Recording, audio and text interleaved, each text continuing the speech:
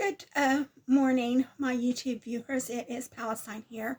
I got up early because I have to do something this morning, and I was a little bit too early, so I decided that I was going to do this review. It's a YouTube video review made by Petal Palmer. I don't know if you've ever watched any of her videos.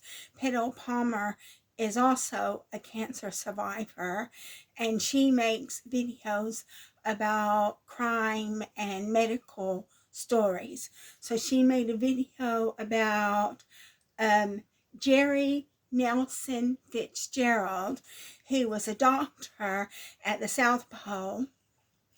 And Jerry Neilston Fitzgerald, she had a very acrimonious divorce, and the husband got custody of their 3 children.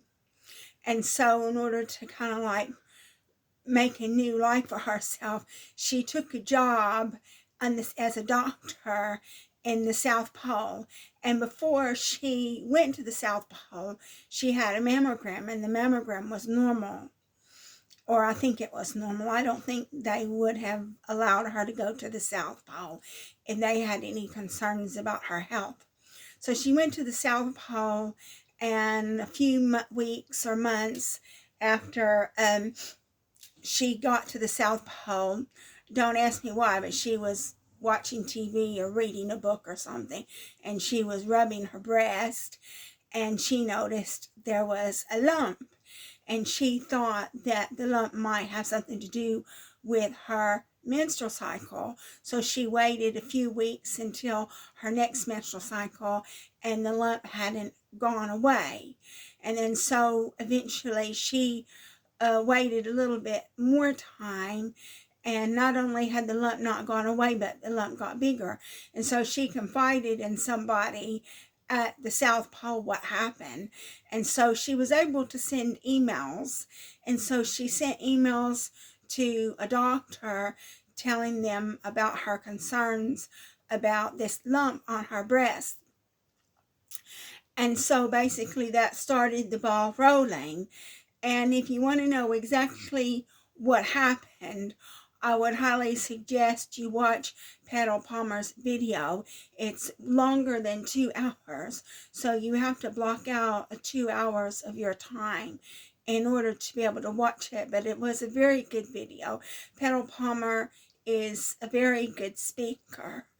I mean, I'm good at speaking ad lib, but I'm not so good at speaking when I have a script that I'm supposed to follow.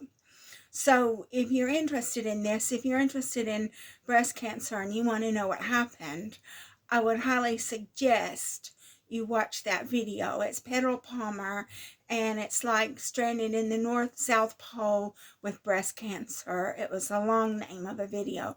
And then so basically, when she expressed her concerns to the medical professionals where she was, that got the ball rolling. And so basically they airshipped, they took an airplane and they dropped boxes of medical supplies to enable her to do a biopsy.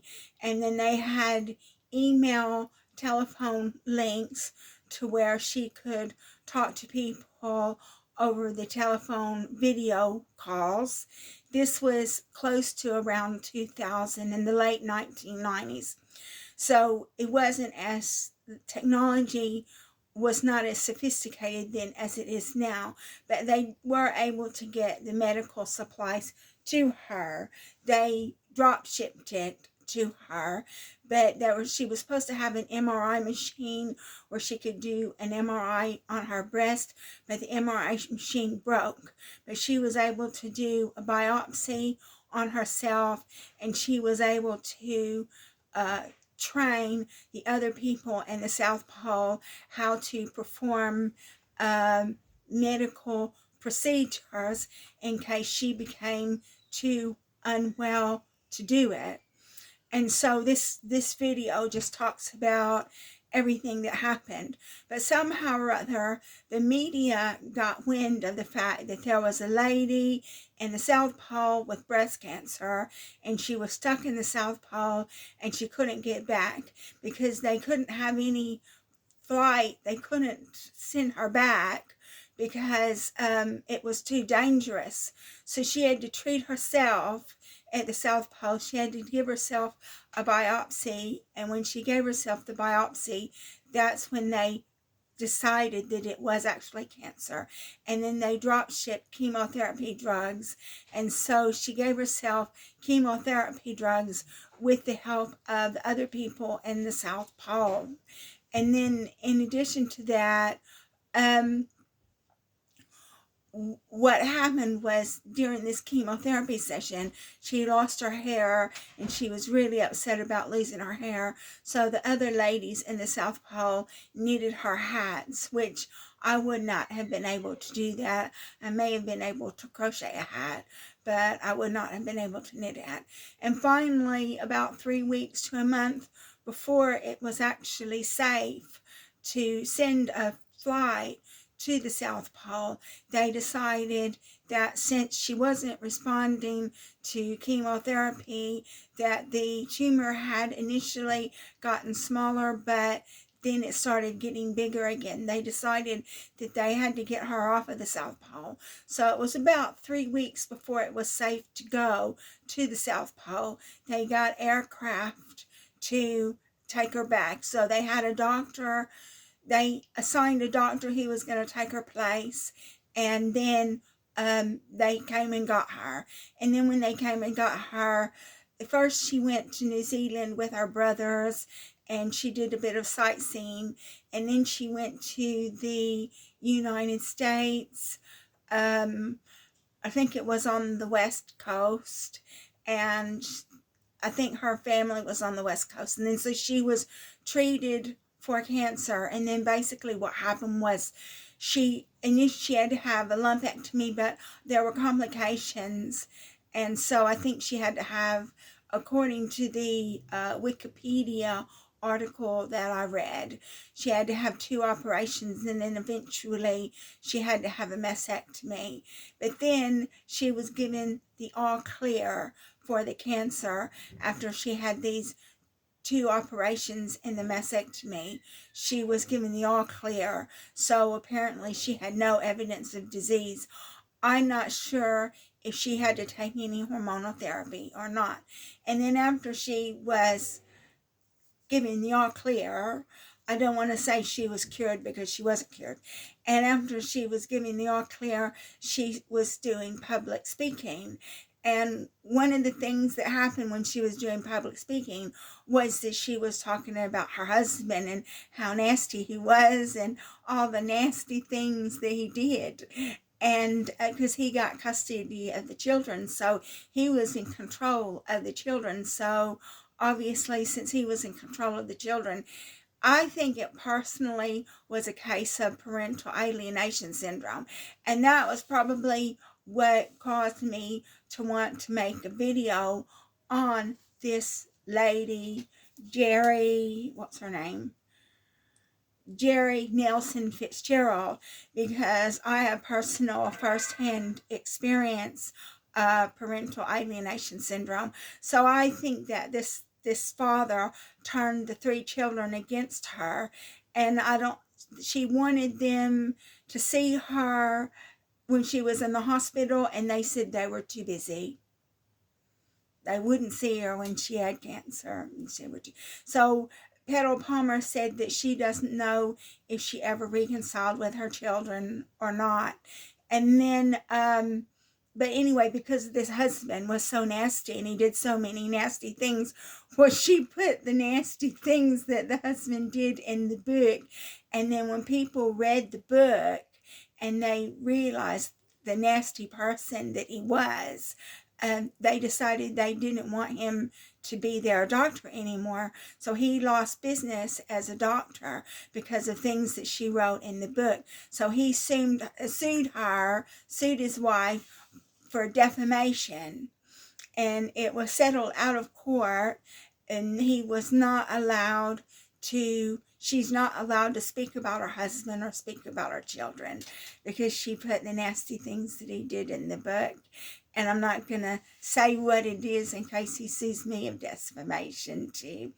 But it's been my personal experience about suing people for defamation that generally when people sue you for defamation, it's usually because they did it.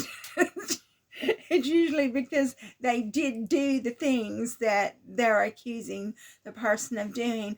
I know with Johnny Depp, he sued Amber Heard for defamation and won.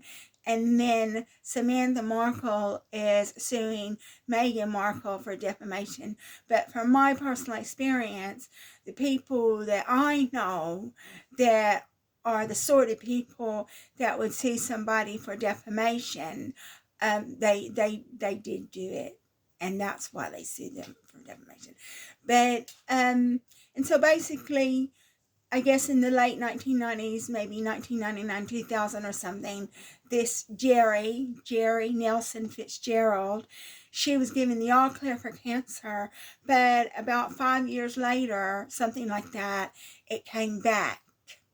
And then so she had to go to cancer treatment all over again. And then when she went to cancer treatment all over again, well, she didn't survive that time. So she died when she was 57. So who knows what would have happened if she hadn't been on the South Pole and she was able to get medical treatment just as soon as she found the lump.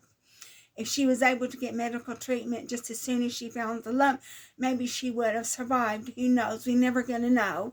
But she did die about 10 years after she had her initial case of cancer.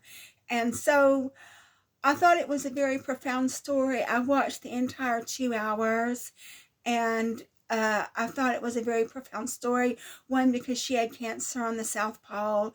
Two, because she had a very acrimonious divorce where the husband got custody of the kids. The husband was very nasty to her. And then when she wrote about what he did in the book, he sued her for defamation. And then it was settled out of court, and she was not allowed to speak about the husband or the children. But I don't know if she ever reconciled with her children or not. And so that sort of hit home with me because I had a very acrimonious divorce too. And I am very familiar with parental alienation syndrome, that I do know that the custodial parent can actually turn the children against the non-custodial parent, which is what happened to this Jerry Neilston Fitzgerald, and it also happened to me. But that's it for this video. I would highly recommend you watch Petal Palmer's video if you have an interest in breast cancer or the South Pole. It was a very good video. I watched the entire 2 hours of it. And so I'm going to go ahead and conclude this video. If you like my video, please like and subscribe. And thank you for watching my video.